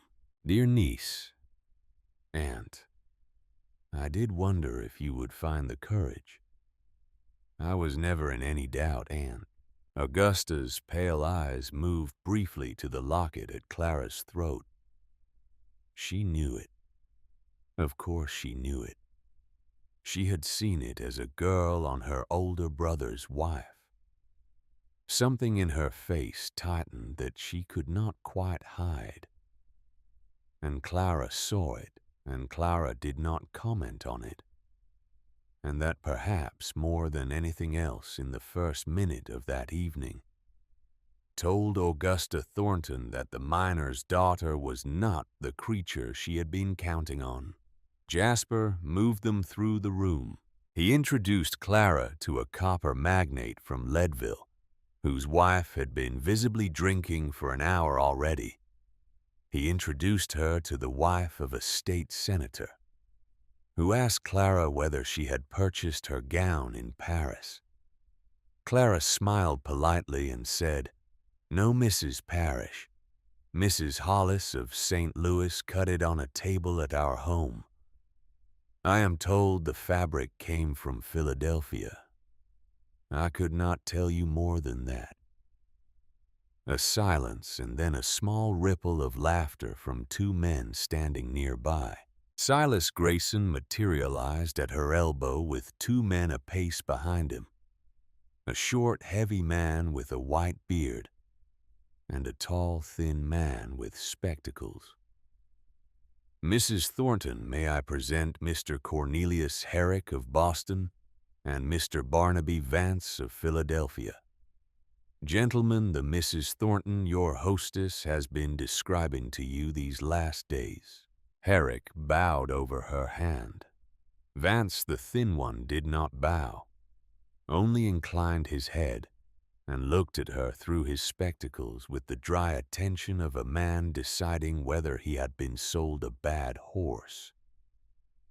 "Madam," Vance said, "we are considering committing $2.5 million to your husband's concern. I am told you come from a mining settlement. Do you feel you are qualified to grasp the scale of what is being proposed?" Clara let the question sit in the air for a moment. She did not hurry. She felt without seeing the small, tight circle of listeners that was forming around them. 12 people. 24. "Mr. Vance," she said, "I have never seen $2.5 million in my life. I cannot tell you what it looks like, but I can tell you what 2,500 trees look like after they have been taken from a mountainside by men who were paid to hurry and not to think. I grew up near such a mountainside. In the spring of my 14th year, the slope above our valley slid 1/2 mile in a single night. It took 4 homes and 2 families with it.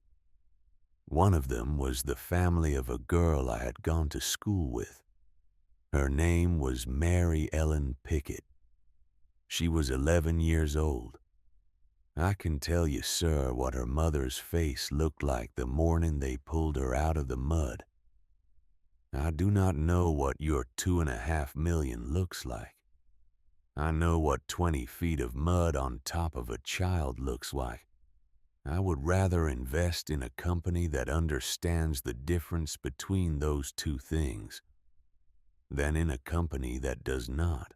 The circle had grown. Vance's spectacles flashed once in the chandelier light. He did not answer immediately. He turned his head very slightly toward Herrick. Herrick, white-bearded and heavy, cleared his throat into his fist and said quietly, "Go on, madam." Clara went on. She spoke of Jasper's replanting requirements. She spoke of wages paid above the market. She spoke of the schoolhouse and the infirmary. She did not make any of it sound like generosity. She made it sound like a business strategy that kept good workers in a valley that could not easily be resupplied. And she made it sound like a way of ensuring a forest that had to last 3 generations instead of 3 years. She spoke for perhaps 6 minutes. She did not raise her voice once. When she was finished, a man at the back of the circle began to applaud slowly. Once, twice, 3 times. The applause did not grow into anything. It did not need to. Clara turned to see who had been applauding. Governor Frederick Pemberton.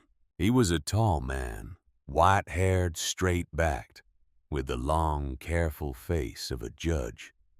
He had been listening for longer than Clara had known. He came forward through the parting circle, took Clara's hand with a small formal bow, and said loud enough that the nearest 20 people heard him clearly, "Mrs. Thornton, I have been thinking for 6 months of appointing a territorial advisor on forestry affairs. I had not found the right voice. I have found it tonight. Would you do me the honor of accepting the post?" Clara, who had rehearsed many answers for many questions, had not rehearsed this one. "Sir, my husband is in the timber trade. There is the question of conflict. On the contrary, madam, your husband trades in the manner I would wish to see codified into the law of this territory. You are uniquely suited. Who better to draft the standard than the woman who has been living it?" Vance, beside Herrick, murmured something to his companion. Herrick's white beard moved as he nodded. Silas Grayson, who had seen the shape of the room change in 60 seconds, cleared his throat. "Governor, it is a splendid idea, but perhaps the matter might be tabled until certain family questions are resolved." The governor's brows came down. "Family questions, Mr. Grayson." Augusta had by this time stepped closer with Judge Edmund Fairfax at her shoulder. "Your Excellency," Fairfax said smoothly, his voice pitched to carry. "Forgive the interruption, but as senior magistrate of the district, I am compelled to raise it. The late Mr. Edward Thornton's will contains a specific corporate stability clause. It empowers the family board to void any marriage deemed injurious to the company's standing. The board has convened, and it has voted. I carry the paper here." He lifted a folder of red leather. "I regret that I am obliged to inform this gathering that the marriage of Mr. Jasper Thornton to this young woman is under the terms of the will voided." The quartet had finally stopped. The only sound in the great front room was the hiss of the fire. Augusta's mouth lifted once at the corner. Jasper's hand went very naturally to the small of Clara's back. Clara stepped forward. "Judge Fairfax, may I read the clause?" Fairfax faltered. "Madam, this is a complex legal—" "I was reading mining claim papers by lamplight when I was 14, sir. I can read a paragraph." Governor Pemberton inclined his head. "Let her read it." Fairfax, visibly reluctant, handed over the folder. Clara opened it. She found the clause on the second page underlined in ink. She read it through once silently. Then she read it aloud clearly, slowly, so that every person in the room could hear. "A marriage may be voided by the board if it is found to endanger the stability of the company, unless said marriage strengthens the company's standing through public service to the territory and its people." She lifted her eyes from the page. She looked at the governor. "Your Excellency, you have just in the presence of these witnesses offered me the post of territorial advisor on forestry affairs. Public service to this territory. Does the offer stand?" "It stands, madam." "Then I accept. In this room, before these witnesses."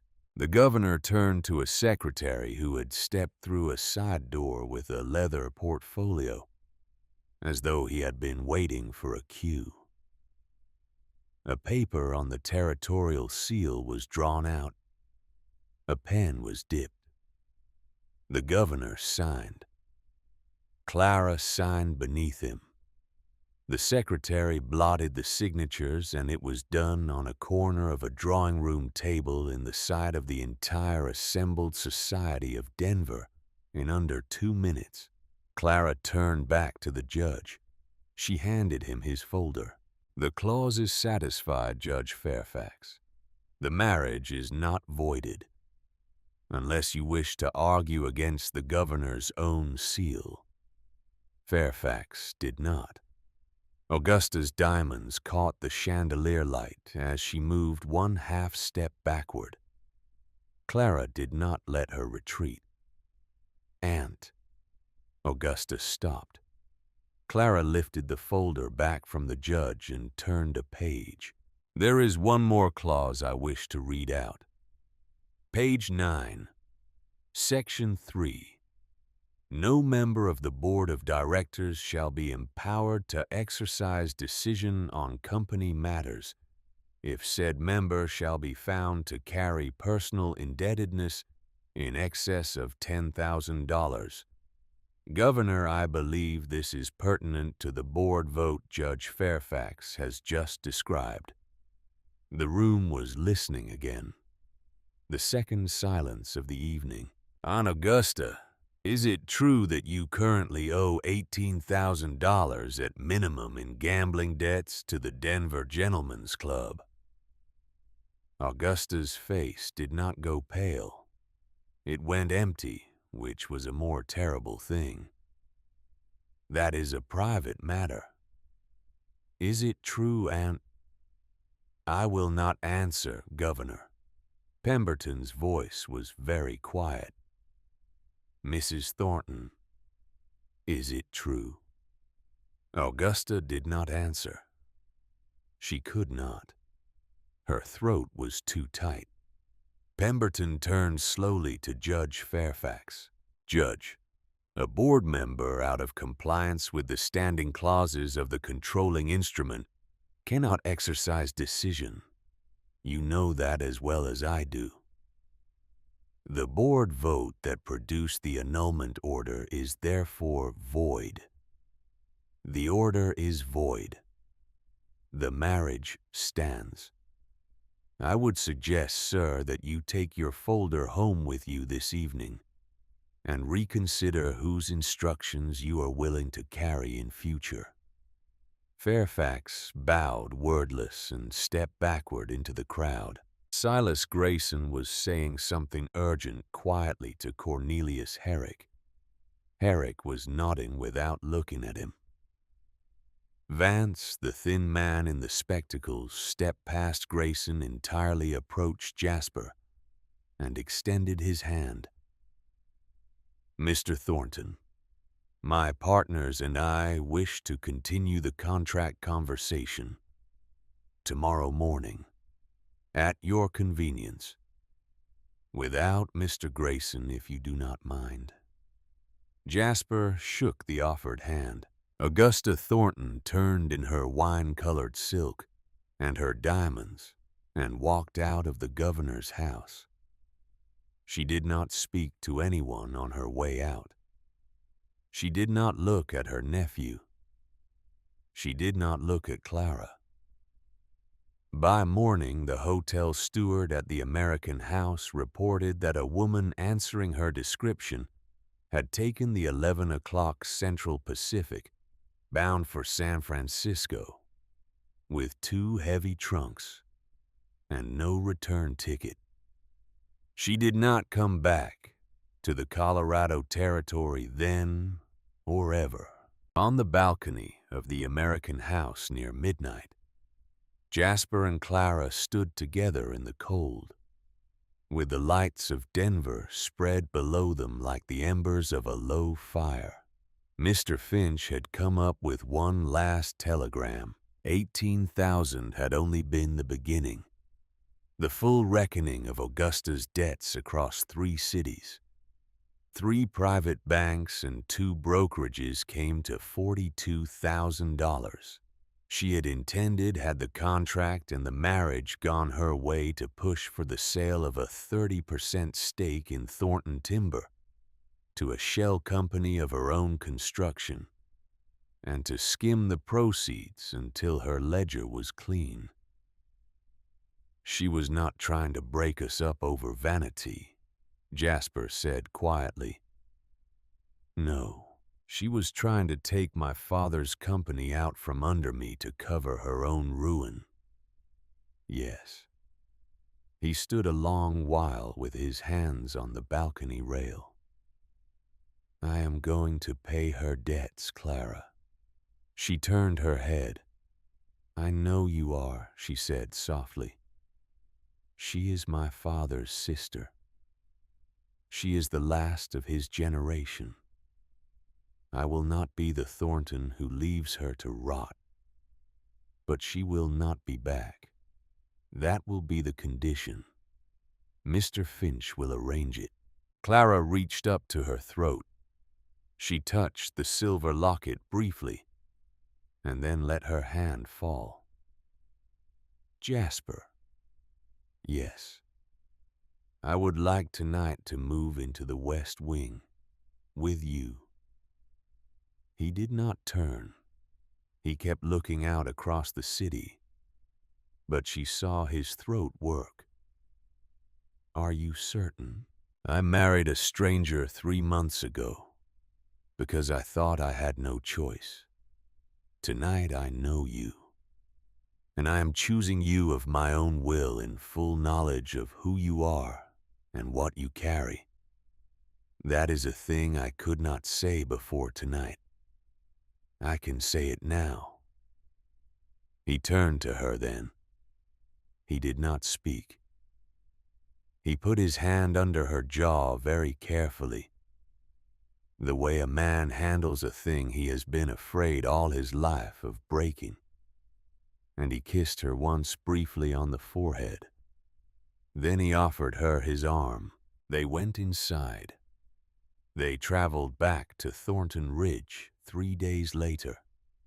The valley in January was a white country under a hard blue sky. As the wagon came down off the last pass, Clara saw the great house on its rise, and the workers' cottages with their chimneys trailing smoke, and the little schoolhouse, and she understood for the first time that she had come home. She rode down to Pine Ridge in the first week of February. Ezekiel was on the porch of the old cabin when she came up the path. He was thinner than before, but he had color in his cheeks that she had not seen in years. The cough was still there, but it was slower. The laudanum from Denver and the good food Jasper had been sending down every week, and the warmth of a full cord of dry wood at the side of the cabin had bought him something. Jasper had bought the old claim outright and hired a young man to work what little was left in it, and offered Ezekiel the job of overseeing the Thornton timber horse stock, which required more judgment than labor. Ezekiel had accepted. He would not take charity, but he would take work. And Jasper had been wise enough to understand the difference. Jesse 11 now was apprenticed to the blacksmith at Thornton Ridge. Ruth 9 was enrolled in the Thornton schoolhouse and had been asked twice in her first month to read aloud to the younger children. Clara sat on the porch step beside her father, and he did not say anything for a long time, and she did not either. Finally, he reached over and took her hand. "I thought I was selling you, daughter." "I thought so too, Papa, for a while. I see now that I was not." "No, you were not." He held her hand a minute longer, and then he let it go, and they watched the mountains together. Through that spring and into the summer, Clara drafted the Colorado Forestry Act of 1879 with 2 clerks from the governor's office and a lawyer lent by Mr. Finch. It passed the territorial legislature in November. It was the first law in the Mountain West to require replanting at a fixed ratio against cut, and the first to establish minimum safety standards for logging camps, and the first to recognize a limited form of watershed protection for settlements below commercial forests. It was not a perfect law. Clara would spend the next 15 years amending it. But it was the first, and it had her name on it as principal advisor. Jasper signed the Union Pacific contract in April. $2.5 million over 4 years with a rider requiring Thornton replanting practices at every cut site. Vance and Herrick both came up to Thornton Ridge that June to walk the land. Vance stood on a ridge above a replanted slope and said almost inaudibly, my God, it works." He became over the next decade one of Jasper's closest friends. Augusta Thornton lived in rented rooms in San Francisco for 11 years. Jasper paid her debts through Mr. Finch on the signed condition that she not return to Colorado. She kept the condition. In the summer of 1889, she wrote him a letter. He read it once at his desk, and then he folded it and put it in the stove fire without a word. Clara did not ask what was in it. She understood that forgiveness and forgetting were not the same thing, and that her husband had chosen the first and not the second, and she would not press him on the line between them. On an afternoon in the autumn of 1880, Clara stood on the wide front porch of Thornton Hall in the late light. She was 7 months gone with their first child. Jesse, now 12, was down in the corral, working with the gray Morgan he had admired 2 Octobers before. Ruth was home for the weekend from her Denver school, curled in a chair inside with a book. Ezekiel, bundled in a blanket on the porch's far end, was dozing in a rocker, with his face turned to the sun. Jasper came out with a telegram in his hand. "Governor Pemberton. He has been re-elected. He is asking if you will speak at the National Forestry Conference in Washington this spring." Clara put her hand on her stomach. After the baby. And Jasper. "Yes. If it is a boy, I want to name him Edward." He was quiet for a moment. "After my father. He built this. I want his name here. And if it is a girl, Catherine, after your mother, because she saved your father once when no one expected her to, and she is why you came to my door." He did not answer in words. He put his arm around her shoulders and drew her against him, and they stood on the porch with the valley laid out beneath them in its long, slow gold, and watched the light move across the ridges. Somewhere below, Jesse's laugh rang out small and clear. Somewhere closer, Ezekiel's breathing was even unhurried, not coughing at all. Clara Whitfield, Thornton, once 23 years old and kneeling in a frozen garden at the bottom end of a dirt road, rested her hand over the child inside her and looked out across a country she had helped to remake. They still tell the story in the old part of the Colorado Rockies about the stranger who came down from the high country one October night and knocked on a miner's door. They tell it different ways. Some say he was a rich man hunting a wife. Some say he was a poor man hunting a miracle. Some say he was a liar. And some say he was the only honest man in the territory. He was, in truth, some of each. But that is not what the story is about. The story is about the girl who opened the door, the girl who crossed the mountain on a wagon seat not knowing where she was going, the girl who read a will on a drawing room table in Denver and turned a trap into a throne, the girl who did not ride away when she had every reason to, and did not stay when she did not choose to, and who built beside a man who had finally learned to tell her the truth, a house and a valley and a law that outlived both of them. They built it not on gold. They built it on the word a man and a woman had finally learned to give each other without lying. And in the high country of Colorado, when the wind comes down through the pines in October, and the first hard cold settles into the low places, the old people still say quietly to the young ones who will listen, "That is Thornton weather. That is the weather she came down in. Remember her name,